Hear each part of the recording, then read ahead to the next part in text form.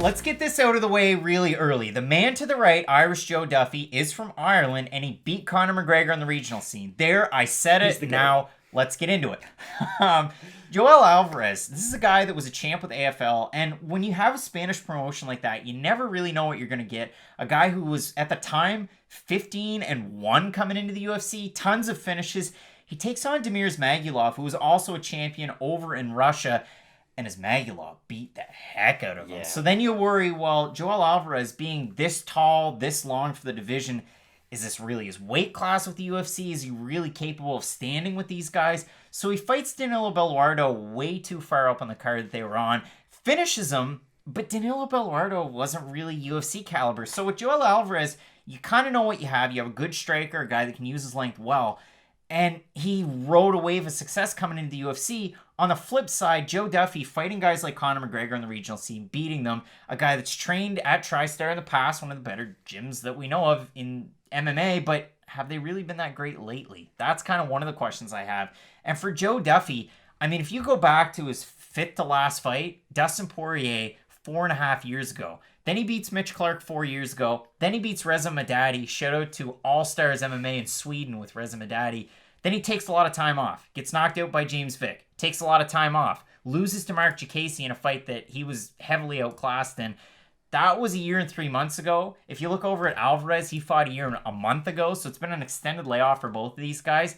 And I'm going to really put my pick out there early. Joe Duffy, God love him. I mean, he's one of those guys that you want to root for. There's always some McGregor connection. He's a fan favorite. But did he peak a long time ago? Joe Duffy's kind of like DeMarcus Cousins, where at this point you keep on hearing about the things that he used to be able to do, and then at a certain point you're like, darn, that was 5 years ago. And then it just kind of keeps on going from that point. Sort of the Eric Silva effect if you don't watch a lot of basketball. But Joel Alvarez just... Duffy did pretty well against Vic before he got knocked out by him. I should mention that. And James Vick, I know we all like to make fun of him because he gets flatlined a lot. But at one point, James Vick was a highly respected mixed martial artist. Going into the Gaethje fight. Yeah, exactly. And this was the fight that got... Well, okay, it was this fight than the Trinaldo fight that he fought Gaethje. But that fight was really hyped up. It was two sort of up-and-coming guys at 155 who really wanted to get those big names after that fight. And Duffy, I thought he won the first round, was doing pretty well in the second round. But you could tell, James Vick started to get his time thing. And James Vick is so big, especially at 155. He was able to hit him with a huge uppercut right near the end of the second round, finish him on the ground. So is Joel Alvarez. That's what I was just about to say. And Alvarez, I think with that height, is going to be giving Joe Duffy problems. Duffy has that weird style where guys like Poirier, who are very... boxing heavy, or Jorge Masvidal, they stand very square, hands up, kind of walk forward that way. Joe Duffy kind of fights like Bobby Green, where he's got that like weird shoulder roll, but he fights in a karate stance and he's very boxing heavy, so he has a very fan-friendly style, especially on the feet. On the ground, doesn't get the credit he deserves. I know people love to bring up how he triangle choked. He beat Conor McGregor by submission a very long time ago, like DeMarcus Cousins used to be good. So Joe Duffy is going to be a fan favorite no matter what, but it's kind of getting to that point where we're hearing all those things that he used to be able to do, and we haven't seen them as of late. I thought he was going to blow the doors off Mark Jacasey because Jacasey was on a losing streak leading into that fight, and Jacasey just sort of outclassed him, was able to drop him early, never really let Joe Duffy get back into the fight. And another thing that kind of worries me about Duffy, he gets cracked a lot, and defensively it looks like he's got a really good style. He's got that nice movement on the feet, moves his head quite well, but he falls in love with his head movement, not in the way... To bring up an event that just happened, Jessica Andrade, the way that she moves her head, she moves it a lot, but she just kind of moves it in the same two places. It's not like she's going forward, backward, she's pulling, moving around an awful lot. She's just going A or B, A or B, A or B. And I feel like Joe Duffy, when he does fight those really good high-level strikers, can sort of figure out his defense at a certain point and put him down.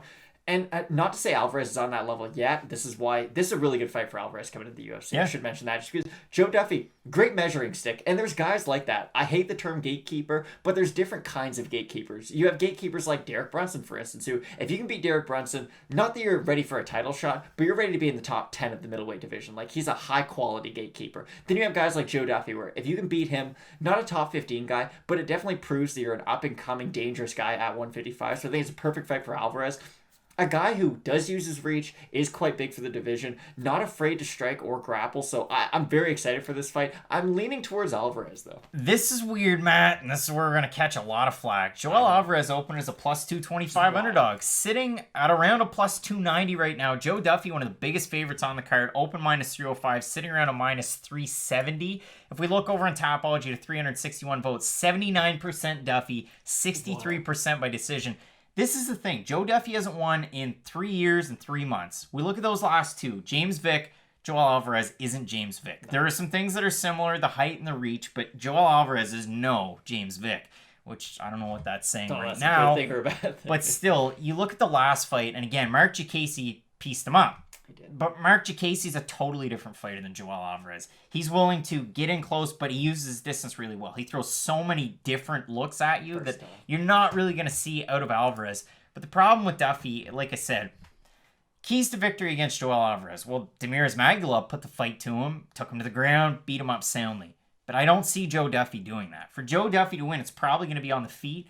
And I'm not saying that he can't do it. I'm just saying that I don't think he's going to do it. And I think that Joel Alvarez is going to get the win here. People always say in the comments, you guys never pick underdogs. This is probably one of the bigger underdogs that I picked. I know I picked Daniel Rodriguez to beat Tim Means, and that was a crazy one. Haven't stopped talking about it ever. But yeah, I'm going to side with the Spaniard here and Joel Alvarez. What are you thinking here? I agree. It's not that Joe Duffy's a bad fighter by any means, by any stretch of the imagination. It's just I have so many question marks about where Joe Duffy is in his career because he's somewhat young in his MMA career, only has 20 fights, and I know you say only 20, but when you look at guys who've been around for as long as they have 25, 30, 35 fights, so he hasn't been all that active. You worry about some of the damage that he takes in his fights. Although he hasn't had that many fights, he does get hit quite a bit.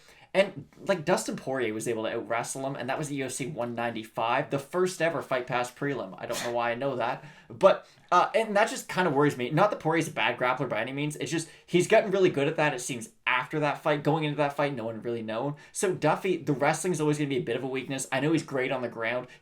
We see this with a lot of fighters now. They have really good stand up and they're really good on the ground. It's just they lack that wrestling to kind of transition between the two. And I don't think Joe Duffy's good enough where. He's not like a Gilbert Burns where if you go to take him down, he's not going to even try defending it because he's going to waste a lot more energy defending the takedown than if you just take him down, you're kind of in his world. I don't think Joe Duffy has that type of a ground game, but I do think he'll be able to threaten with submissions if the fight does somehow make its way to the ground.